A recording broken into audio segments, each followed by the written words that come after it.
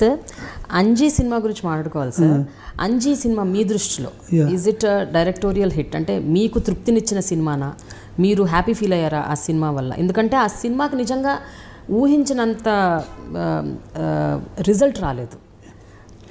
అది చాలా పెద్ద, నా లైఫ్లో పెద్ద మాన్యుమెంట్ అండి. అది ఎప్పటికీ గుర్తుండే గొప్ప వెంచర్. అంటే దాన్ని అందరినీ అప్రిషియేట్ చేయాలి అందరూ. డైరెక్టర్గా నాకు ఓకే, కథ నాది, అది ఓకే. ప్రొడ్యూసర్ అండి ఫస్ట్ దీనికి క్రెడిట్. ఎందుకంటే అమ్మోరు తర్వాత చిరంజీవి గారు డేట్ ఇస్తా అన్నారు శ్యామ్ గారికి. శ్యామ్ గారు ఓకే సినిమా చిరంజీవి గారి మీద అంటే ఏమంటే మనం ఒక కమర్షియల్ సినిమా చేద్దాం అనేసుకుంటే డబ్బులు చేసుకుంటే సరిపోయింది కదా. లేదు, చిరంజీవి గారితో నేను మీ దగ్గర గ్రాఫిక్ సినిమా తీస్తాను కమిటీ అయ్యారు. కమిటీ నా దగ్గరికి వచ్చారు. ఇలాగంటే చిరంజీవి గారితో మనం తీస్తున్నాం, గ్రాఫిక్ సినిమా చిరంజీవి గారు మీరు పెట్టారేంటండి బాబు, అయ్యో అది ఎందుకు శ్యామ్ గారు, నేను కథ ఉంది కమర్షియల్గా డ్యూయల్ రోల్తో చిరంజీవి గారితో చేద్దాం శ్యామ్ గారు అంటే, లేదండి నేను చిరంజీవి గారికి ప్రామిస్ చేశాను గ్రాఫిక్ సినిమా తీస్తాం. ఇది ఎక్కడ కూడా అంటే సరే సార్, నేను శ్యామ్ గారికి తెలియకుండా చిరంజీవి గారి దగ్గరికి వెళ్ళాను. సార్ శ్యామ్ గారు చెప్పారండి, ఆయనకు ఒక ప్యాషన్ ఉంది, మీకు చెప్పాను కాబట్టి చేయాలని, కానీ గ్రాఫిక్స్ అంటే చాలా కష్టం అండి, మీరు కొత్త ఆర్టిస్ట్లా చేయాలి, ఒక రోజు నిలబడాలి, రోజు చేయాలి సార్, ఇంత కష్టం ఉంటుంది అది ఇదంటే, రక్షణ నీకేం కంగారు పడకు, నేను కొత్త ఆర్టిస్ట్లా చేస్తాను, నీకు ఎందుకు ఎన్ని రోజులనే చేస్తా, బట్ నా మీద గ్రాఫిక్ సినిమా తీయాలి సార్. ప్రొడ్యూసరు టెన్షన్ లేకుండా ఉన్నారు, హీరో కూడా టెన్షన్ లేకుండా ఉన్నారు. నేను కథ అంతా కూడా వర్కౌట్ చేసి నిజంగా చిరంజీవి గారు అదే టెంపోలో చేశాడు. నేను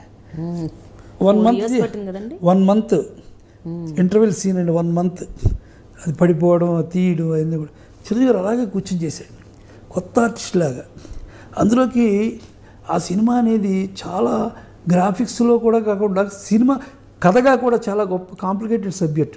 అందులో చిరంజీవి గారిని ఒరే ఏంట్రా అనే పాత్ర ఒకటి ఉంది. చిరంజీవి గారు ఒరే అంటే ఎవరు అనాలి, ఎక్కడ అనాలి, ఇది ఎక్కడ గొడవ, ఎవరంటే యాక్సెప్ట్ చేస్తారని ఎవరు కాదని నాగబాబు గారిని పిలిచి ఆ క్యారెక్టర్ చేయించి, ఓల్డ్ క్యారెక్టర్, మీసాలు అన్నీ వేసి గెటప్లు వేసి, అలా పెద్ద స్టడీ అండి అంజీ అనేది, పెద్ద స్టడీ. అందులోకి దాని వర్క్ హెవీ వర్క్ అండి. అంటే ఒక చిన్న షాట్ అంటే కారు వచ్చి ఎక్కాలి అనే షాట్లో 120 షాట్స్ ఉంటాయండి దాంట్లో. అంత కాంప్లికేటెడ్ షాట్స్ అదంతా కూడా అలా వర్క్ చేయబట్టి దానికి 5 years పట్టింది. శ్యామ్ గారు ఎంతో కష్టపడి చాలా డబ్బు ఖర్చు పెట్టి ఆ సినిమాని తీశారు. అది నిజంగానే రిజల్ట్స్ కూడా ఎక్స్పెక్టేషన్ హెవీ అండి. అంజీ సినిమా మీద ఎక్స్పెక్టేషన్ చాలా హెవీ అయినా సరే అనుకున్న టైం కంటే ఎలా ఉండేదంటే ఆ వర్క్ నాకే కళ్ళు తిరిగేలా ఉండేదండి. ఎందుకంటే గ్రాఫిక్స్ ఒకవైపు సింగపూర్లో చేసేవారండి, ఒకవైపు ఒరిస్సాలో చేసేవారు, ఒకటేమో మలేషియాలో చేసేవారు, ఒకటేమో అమెరికాలో చేసేవారు. అంటే ఇక్కడి నుంచి కంప్యూటర్ వెళ్ళి ఫ్లైట్లో అమెరికా వెళ్ళి అది కలెక్ట్ చేసుకొని మర్నాడు పొద్దున్న మళ్ళీ ఆ కంప్యూటర్కి వచ్చేది ఫ్లైట్లో. ఇది ఏంటి నా చుట్టూ ఏం జరుగుతుంది అనే టెన్షన్ అండి నాకు.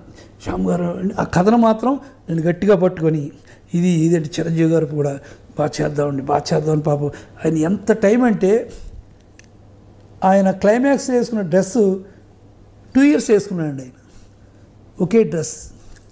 ఎందుకంటే ఆ గ్రాఫిక్స్ మార్క్స్ పడితే మళ్ళీ మారిపోద్దండి అదంతా, అందుకని తీయడానికి లేదు, అదే వేసుకోవాలి. అది అందుకే వచ్చిన వెంటనే ఆయన నా దగ్గరికి వచ్చేవారు, ఏమండి డైరెక్టర్ గారు మామూలు డ్రెస్సులు ఒక 10 నిమిషాలు వేసుకున్నాక ఇది వేసుకోవాలండి, అవి వేసుకోండి సార్ దాన్ని ఏముంది పర్లేదు అంటే, లేదండి మళ్ళీ చాలా రోజులు చేస్తున్నాక దొరకడం అది ఉతకడానికి లేదు ఆ డ్రెస్సు. అలాగా ఆయన ఎంతో కొత్త ఆర్టిస్ట్, చిరంజీవి గారు కొత్త ఆర్టిస్ట్గా చేశారు. ఇప్పటికీ Anji cinema is a great monument. Audience ఎప్పుడు అంజీ అండి ఏ సినిమా అండి అంటారు. ఎక్స్పెక్టేషన్తో చూసినప్పుడు తక్కువ ఉండొచ్చండి, చూడగా అంజీ అనేది చరిత్రలో బెన్హర్ లాగా అలాంటి గొప్ప సినిమా అండి. ఈరోజు దీనికి ఫస్ట్ మార్క్స్ టు శ్యామ్ గారు, హీరో అనేవాడితోటి గ్రాఫిక్స్ సినిమా చేయాలన్నాడు. అంత పెద్ద హీరో ఉండి చిరంజీవి గారు కొత్త ఆర్టిస్ట్ యాక్ట్ చేయడం, సరే వీళ్ళిద్దరినీ కోయిన్సైడ్ చేసి రెస్పాన్సిబిలిటీ చూసుకోవడం నేను. అలాగే అందులో ఫస్ట్ టైం మేము మహేష్ బాబు వైఫ్ని ఇంట్రడ్యూస్ చేసాం, ఆవిడ అందరూ ఫస్ట్ టైం చేసింది. మహేష్ గారిని కూడా మేము ఇంట్రడ్యూస్ చేస్తాం పోరాటాలు. అందుకని అందరం కలిసి టీం వర్క్ అండి.